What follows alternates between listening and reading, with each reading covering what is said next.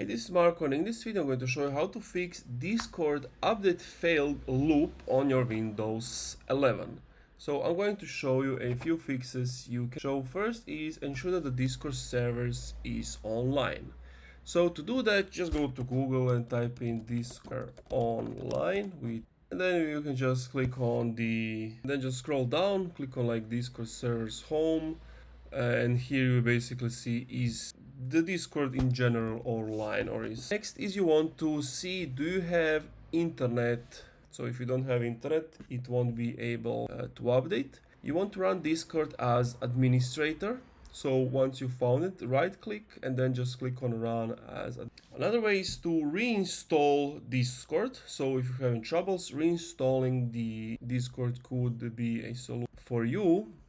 Next, you can use the Discord web app. Basically, it opens Discord in your browser. Next, you want to potentially disable all the firewall and antivirus you have.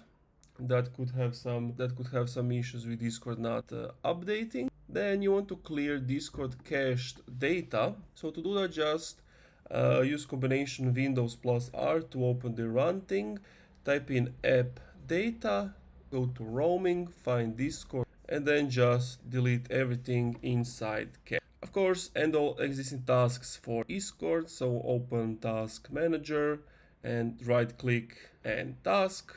Uninstall and discard Discord to a new file location, so you have like SSD, try installing it or another drive, and that's it. Thank you for watching this video. If you enjoyed, leave a like, comment, subscribe.